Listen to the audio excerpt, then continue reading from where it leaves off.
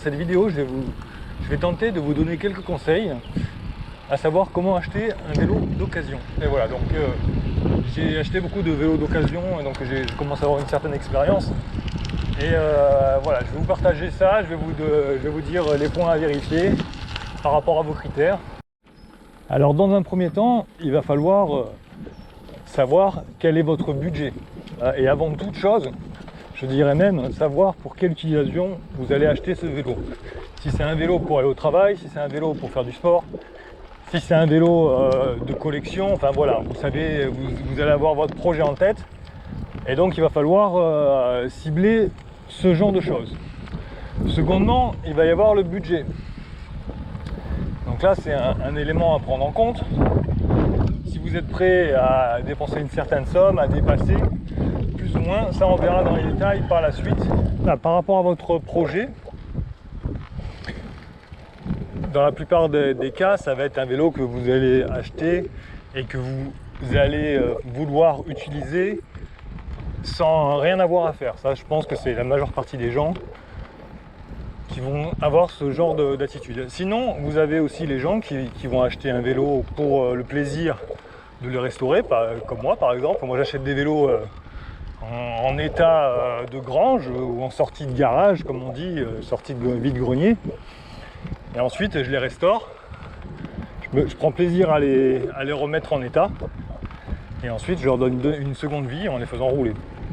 Voilà. Donc ça va être un élément à prendre en compte. Après, vous pouvez aussi acheter un vélo pour pièces. C'est-à-dire que vous allez acheter un vélo, mais ça va être juste pour un don d'organes. Voilà. Une fois que vous avez identifié votre projet et votre budget, il vous reste à choisir le vélo. Donc là, on s'oriente sur un achat vintage. Voilà, on va prendre le Gazelle pour exemple. Mais bon, tout ce qu'on va voir, ça peut s'appliquer pour n'importe quel type de vélo, que ce soit un VTT, un vélo vintage, un vélo récent, en carbone, un acier, un alu, voilà. Tout dépend de votre projet, encore une fois.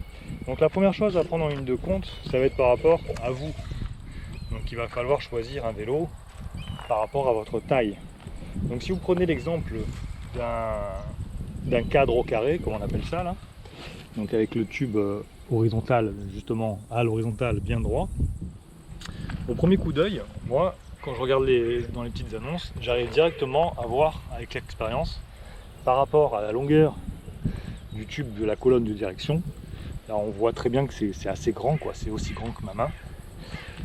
J'arrive déjà à déterminer la taille du vélo. Donc ça c'est pareil, c'est un peu à vous à voir par rapport à votre gabarit. Moi je sais que pour mon gabarit c'est un cadre entre 60 et 64, voilà, 62 étant un des meilleurs compromis. Après tout dépend des vélos, parce que là ça peut faire par exemple 64 cm du boîtier de pédalier au tube de selle, à la sortie du tube de selle, voilà, 64 cm. Mais en général, quand on dit au carré, c'est que le tube horizontal fait aussi 64 cm. Après, il y a des vélos sur mesure, il y a des différences. Donc ça, c'est à voir. Ensuite, ce qui fait la valeur d'un vélo, ce sont ses composants. C'est-à-dire, ça va être le cadre, ça va être les périphériques, les leviers de vitesse, les roues, très important. Et ensuite, la transmission. Voilà, le freinage, bien sûr, bon, ça, c'est généralement, ça fait partie du groupe. Donc plus ces éléments vont être qualitatifs, plus ils vont coûter cher, plus le vélo aura une valeur augmentée. Donc c'est ça vraiment qui va déterminer la valeur du vélo.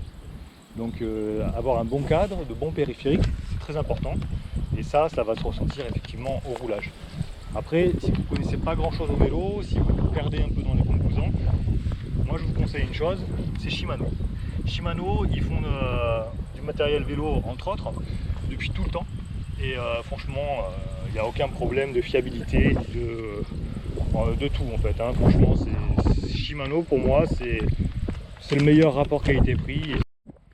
Donc on va dire que maintenant vous avez trouvé votre petit bonheur sur internet, donc vous avez internet ou autre part, hein. Donc vous êtes tombé sur la perle rare et vous voulez procéder à l'achat, mais vous avez peur de vous tromper, vous ne connaissez pas grand chose. Et bien alors là je vais vous montrer tous les points à vérifier pour être quasiment certain d'avoir fait une bonne affaire. Allez, c'est parti. Alors, dans un premier temps, c'est tout simple. Tu prends ton vélo et chose toute simple, tu le fais tomber au sol, tu le lâches. Voilà. Et tu regardes qu'est-ce qui se passe, tu écoutes les bruits. Si tout se démantibule, s'il y a des bruits bizarres, c'est qu'il y a un problème. Okay. Ensuite, vu qu'il est au sol, tu en profites pour regarder la colonne de direction, voir si elle n'a pas bougé. Donc là, tu freines le frein avant et tu testes comme ça sur le côté, voir s'il n'y a pas de jeu. Voilà, tu fais aussi comme ça. Tac. Tu testes, tu mets ta main ici et tu regardes s'il n'y a pas de jeu. Là, on est bon, le vélo est parfait. Donc là, on va continuer notre contrôle. Donc j'espère que tu vas bien voir avec la caméra parce que pour filmer et te montrer en même temps, c'est peut-être pas forcément évident. Donc, point à vérifier aussi, c'est tu dévisses ici et tu regardes si ta potence n'est pas grippée à l'intérieur du tube. Ça, j'en ai déjà parlé dans une vidéo. Si c'est grippé, tu as très peu de chances pour rattraper ton vélo. Pareil pour la selle, tu dévisses ici et tu regardes si le tube de selle il n'est pas grippé, et si c'est ok, on est bon. Alors ensuite on va procéder, quand on a vu ces éléments là, on a fait tomber au sol son vélo, donc on a vu qu'il n'y avait pas de bruit, tout allait bien. Bon, faites ça tranquillement devant le vendeur, hein, ne l'effrayez pas. Après vous faites un point de contrôle, une vérification générale, donc vous regardez que tous les éléments déjà sont bien serrés, donc ça c'est pour votre sécurité aussi, hein, donc vous regardez que tout est bien serré.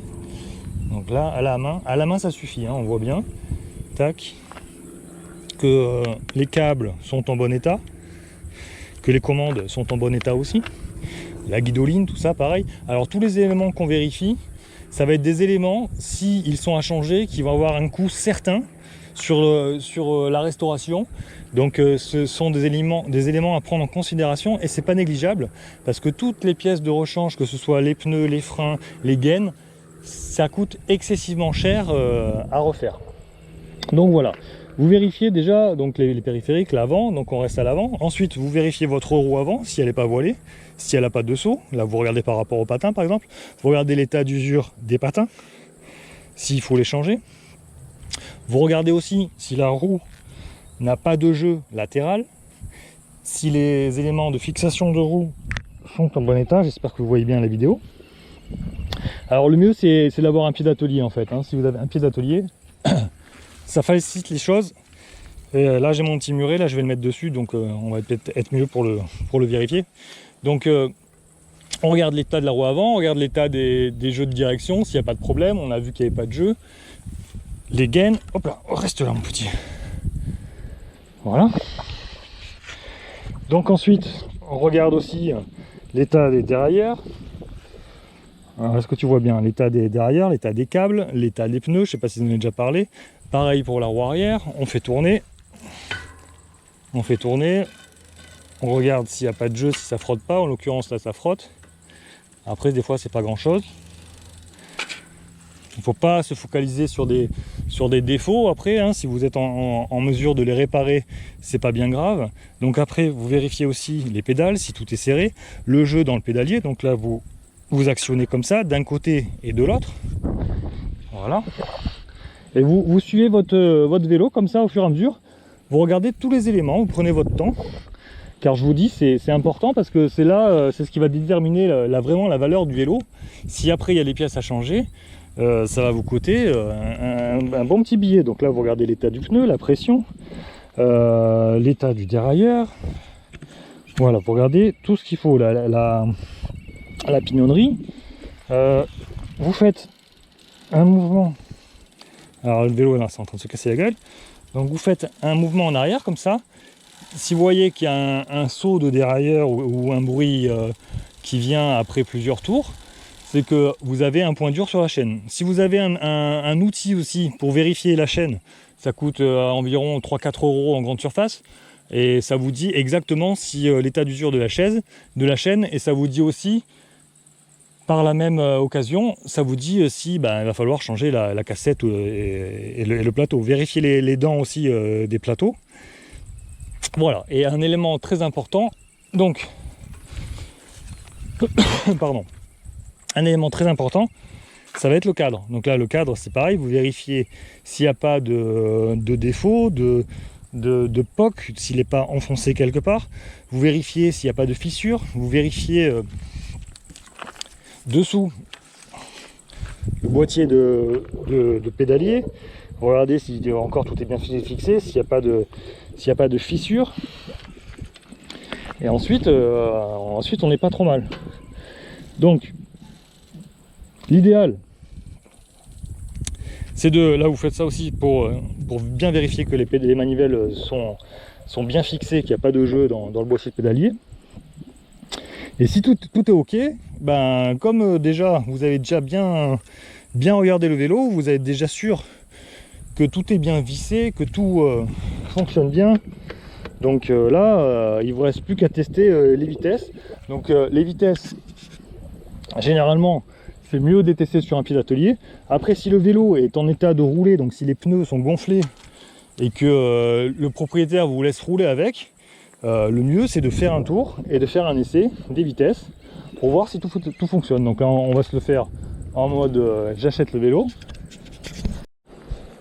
Donc voilà, c'est parti. On monte sur le vélo, hop, on essaye, on voit si tout va bien, la direction, les pédales. On peut pédaler en arrière, voir si ça accroche pas. Là, c'est juste super fluide. Et ensuite, on va essayer les vitesses. Voilà, donc on passe à l'essai routier. Donc si vous avez l'occasion, vous prenez votre multitool avec vous et vous mettez, vous en profitez pour mettre la tige de selle à votre taille. Comme ça, vous faites un essai plus que cohérent. Donc voilà, on essaye le freinage, on voit comment il freine, tac, ça fonctionne bien. Les vitesses, on les monte. Donc on fait ça proprement, on va pas s'amuser à croiser la chaîne. Donc, ou alors si on fait ça, on la croise intelligemment. On va pas dire au vendeur, oui mais votre chaîne elle touche, non, on fait ça bien. Voilà, donc on vérifie que toutes les vitesses passent bien, qu'il n'y a pas de point dur sur la chaîne. Voilà, on vérifie le comportement du vélo. Et une fois que tout est ok, il n'y a pas de raison que ça se passe mal, quoi. Ah, vous vérifiez aussi que le vélo correspond bien à vos attentes. En ce qui concerne le budget d'un vélo d'occasion, franchement sur le coin, vous allez trouver tous les prix. Tous les prix. À savoir que je vous ferai une vidéo, je vous en ai déjà parlé aussi, mais bon, je vous ferai une vidéo pour comparer le neuf et l'occasion, les avantages et les intérêts de l'un et de l'autre. Donc je pense que ce sera la prochaine vidéo. Par contre les amis, merci pour tout votre soutien, les nouveaux abonnés ainsi que les anciens. Mais faites-moi plaisir, abonnez-vous un maximum. Et plus j'aurai d'abonnés, et plus je serai motivé à faire des vidéos, et plus je ferai de vidéos. Donc s'il vous plaît, juste ça, moi je vous demande pas rien, pas d'argent, rien, mais abonnez-vous, au moins qu'on arrive à 1000 abonnés. Et une fois qu'on arrive à 1000 abonnés, après on peut vraiment passer à autre chose. Donc le prix d'un vélo d'occasion. Alors franchement sur internet, sur le coin par exemple, on trouve tout et n'importe quoi. Quand vous voyez un vélo vintage de ce type là, alors là c'est un vélo quand même avec un très bon cadre, de très bonne facture, des bons éléments, c'est une grande taille, donc c'est quand même un vélo assez exceptionnel. Ça c'est un vélo qui coûte en occasion 500 € et encore rien que le cadre il vaudrait 500 €. Après ça reste assez, c'est une niche, ça va pas intéresser non plus énormément de personnes, mais bon, ça, il y a toujours de la demande. Un vieux vélo vintage comme ça, quand vous le voyez à 150 € et qu'il n'y a pas forcément des pièces prestigieuses comme du Campagnolo, du Shimano, enfin voilà, quand il est vraiment équipé de base, ou alors avec des vieux, même si c'est du Huré, mais bon, si c'est des vieilles transmissions, des vieilles roues, oui c'est bien, mais si c'est un truc collection, après si c'est pour rouler avec, moi je vous déconseille de mettre trop d'argent dans vraiment des trucs vintage. Donc du coup, moi je vous dirais 150 €, il faut que le vélo il soit roulant. Et combien je vois de vélos à 150 € où vous voyez sur l'annonce que les pneus ils sont dégonflés, vous pouvez même pas l'essayer. Enfin voilà, c'est 150 €, c'est le vélo, il doit être aux petits oignons, vous pouvez le prendre et aller rouler avec. Sinon, sinon ça sert à rien quoi. Les mecs, il faut qu'ils se calment un peu. Si le vélo c'est pas une bonne marque, si c'est pas un bon cadre, si c'est pas des bons périphériques, dans ce cas-là, autant prendre du neuf, hein, moi je vous le dis direct. Hein. Parce qu'après, il va falloir voir ça. Hein. Tout ce qui est pièces d'occasion, tout ce qui est pièces de rechange, une paire de pédales, ça va vous coûter minimum 50 €. Des pneus, ça va vous coûter. Bah alors, bon, moi je mets des pneus premier prix, mais après ça peut vous coûter très vite, très cher. Les câbles, les gaines de frein, c'est pareil, ça va vous coûter très cher.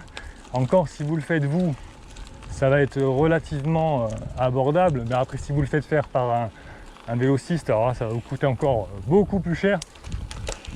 Donc tout ça c'est à prendre en considération lors de votre achat par rapport à vos capacités techniques et mécaniques, parce qu'après c'est pareil, vous pouvez savoir faire comment, vous pouvez savoir comment réparer quelque chose, par exemple un boîtier de pédalier, il va vous falloir des outils spécifiques. Il va falloir avoir un petit peu de technique. Il n'y a pas vraiment de standard dans le vélo, il y a beaucoup de choses qui sont propres aux marques, aux années. Les filetages sont différents. Voilà, ça nécessite de l'outillage et des connaissances un peu spécifiques. Donc encore une fois, tout ça entre en ligne de compte. Si vous avez un budget limité, ce ne sera pas un souci pour vous. Dans ce cas-là, vous vous focalisez sur votre recherche par rapport à votre cadre, géométrie, envie. J'espère ne rien avoir oublié dans cette vidéo. Je vous dis à très bientôt. Abonnez-vous si ce n'est pas encore fait. Pour tous les autres, je vous dis un grand merci. Ciao les amis.